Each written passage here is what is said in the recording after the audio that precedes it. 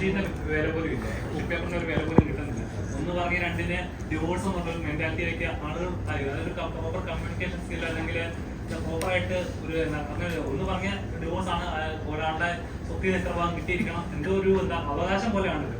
ശരിക്കും പറഞ്ഞ നിയമത്തിന് ഇങ്ങനെയുള്ള ലൂപ്പ് ഹോൾസ് ഉള്ളത് എന്താ പറയുക, നമുക്ക് ഒരു ചൂഷണം പോലെ അല്ലേ. നമുക്കിപ്പോ ഒരാളെ നമുക്ക് സ്നേഹിച്ചെന്ന് വിവാഹം കഴിക്കാൻ പോലും ഇപ്പം 10 ആലോചിക്കേണ്ട ഒരു അവസ്ഥയാണ്. അല്ല, ശരിയാണ്, വളരെ ശരിയാണ്. നിയമത്തിന്റെ ഒരുപാട് പഴുതുകളുണ്ട്, ലൂപ്പ് ഹോൾസ് ഉണ്ട്. അത് അടയ്ക്കുക തന്നെ വേണം. അതോടൊപ്പം തന്നെ പെട്ടെന്ന് ഈ പറയുന്ന പോലെ ഈ ഭാര്യ ഭർത്തൃ ബന്ധത്തിൽ വന്നിട്ടുള്ള മാറ്റങ്ങൾ എന്ന് പറയുന്നത് ചില പിടിവാശികൾ, അഡ്ജസ്റ്റ്മെന്റ്.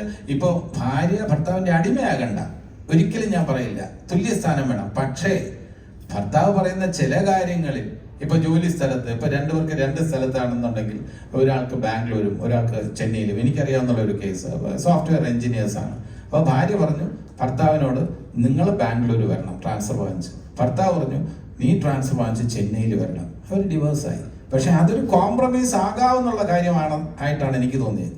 എൻ്റെ ഒരു ഡിസ്റ്റന്റ് റിലേറ്റീവ് ആണ്. അപ്പൊ ഞാൻ ഇടപെടുമ്പോൾ അവർ രണ്ടുപേരും കോംപ്രമൈസിന് തയ്യാറല്ല. അപ്പൊ ഒരു സിറ്റിയാണോ ദാമ്പത്യത്തിനേക്കാളും വലുത്? ചെന്നൈ ബാംഗ്ലൂർ എന്നുള്ള ഒരു കമ്പാരിസൺ ആണോ ഒരു ദാമ്പത്യ ജീവിതത്തിനേക്കാളും വലുത്? എത്രയോ വർഷം ഒരുമിച്ച് കഴിയേണ്ടതാണ്. ഈ ഭാര്യയ്ക്കും ചിന്തിക്കാവുന്നേ ഉള്ളൂ, ബാംഗ്ലൂരിന് ഇതേ സുഖ സൗകര്യങ്ങൾ നാളെ ഉണ്ടാവണമെന്നില്ല. ഭർത്താവിനും ചിന്തിക്കാം, ചെന്നൈയിൽ ഇപ്പൊ കണ്ടെത്തുന്ന സുഖ സൗകര്യങ്ങൾ നാളെ ഉണ്ടാകണമെന്നില്ല. അതിനപ്പുറം ഒരുപാട് കാര്യങ്ങളുണ്ട്.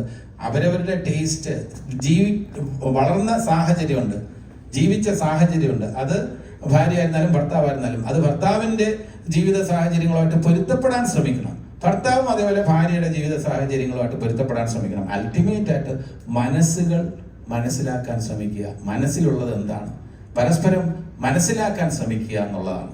അതിൽ ശ്രമിച്ചു കഴിഞ്ഞാൽ പല ഡിവോഴ്സുകളും ഒഴിവാക്കാം. പിന്നെ കാശിനോടുള്ള അമിതമായിട്ടുള്ള ഒരു സ്നേഹം, അത് ഭാര്യയ്ക്കായിരുന്നാലും ഭർത്താവിനായിരുന്നാലും, സ്ത്രീധനത്തിന്റെ പ്രശ്നമൊക്കെ തന്നെ ഇപ്പോഴും ഡൗറി ഒക്കെ കുറ്റകരമാണെന്ന് പറയുമ്പോൾ പോലും നമ്മുടെ സമൂഹത്തിലുണ്ട്. അത് വേറെ രീതിയിൽ ഗിഫ്റ്റായിട്ടും സന്തോഷമായിട്ടും കൊടുക്കുന്നു എന്നൊക്കെ പറയുമ്പോൾ അതൊക്കെ ആ സമ്പ്രദായം 100% തുടച്ചു മാറ്റാൻ കഴിഞ്ഞിട്ടില്ല എന്നുള്ളതൊരു യാഥാർത്ഥ്യമാണ്.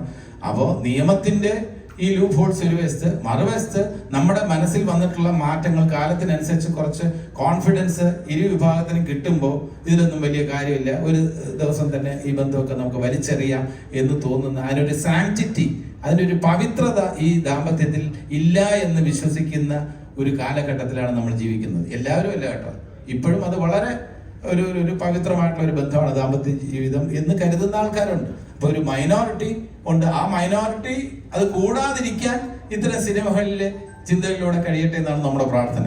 അതിങ്ങനെ വർദ്ധിക്കാതിരിക്കട്ടെ, ഡിവോഴ്സുകളൊക്കെ കുറയാൻ, അന്യായമായ കാരണങ്ങൾ പറഞ്ഞ് ഭർത്താവിനെയോ ഭാര്യയോ ക്രൂശിക്കുന്നത് കുറയാൻ ഈ സിനിമയ്ക്ക് ഏതെങ്കിലും തരത്തിൽ സഹായിക്കാൻ കഴിഞ്ഞാൽ ഞങ്ങൾക്ക് സന്തോഷമുണ്ട്. അതൊരു വലിയ ചോദ്യമാണ്, അത്ര എളുപ്പമല്ല. നമുക്ക് പറയാം, ചുമ്മാ ഒരു പൈങ്കിളിയായിട്ട് പറയാം, അത് പെട്ടെന്ന് ഈ സിനിമ കണ്ടിട്ട് തന്നെ 10 പേര് അവരുടെ തീരുമാനം മാറ്റി എന്നൊക്കെ നമുക്ക് പറയാം. പക്ഷെ അതല്ല, ഒരു മനസ്സിലൊരു തോട്ട് വന്നല്ലോ. ഇപ്പൊ നിങ്ങളുടെ ചോദ്യത്തിൽ തന്നെ ഞങ്ങൾ ഹാപ്പിയാണ്. നിങ്ങൾ ചോദിക്കുന്നുണ്ടല്ലോ, ഇത് മനസ്സിൽ എന്തെങ്കിലും രീതിയിൽ സ്പർശിച്ചിട്ടുള്ളത് കൊണ്ടല്ലേ നിങ്ങൾ ചോദിക്കുന്നത്. അതില് ഞങ്ങൾ കൃതാർത്ഥരാണ്. ഉടൻ തന്നെ ഒരു സമൂലമായ മാറ്റമൊന്നും പ്രതീക്ഷിക്കുന്നില്ല. അത് സത്യമാണ് ഓർത്ത്. അതെ അതെ, തീർച്ചയായിട്ടും എല്ലാവർക്കും റിലേറ്റ് ചെയ്യാൻ പറ്റുന്ന ഇത്. ഞാൻ പറഞ്ഞില്ലേ, ഇത് സത്യസന്ധമായിട്ടുള്ള ഒരു കഥയാണ്. ഇതിനകത്ത് സിനിമയ്ക്ക് വേണ്ടിയുള്ള എന്റർടൈൻമെന്റ് ആക്കാൻ വേണ്ടിയിട്ടുള്ള വെള്ളം ചേർക്കലേ ഉള്ളൂ.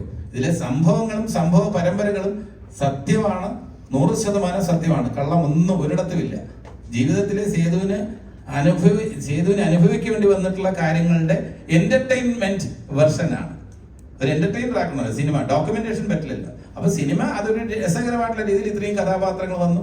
ഇതേപോലെ എക്സാക്ട് വിശ്വനാഥനായിരിക്കില്ല, അഡ്വക്കേറ്റ് ആയിരിക്കില്ല. അതേപോലെ എക്സാക്ട് സഹദേവനായിരിക്കില്ല സേതു.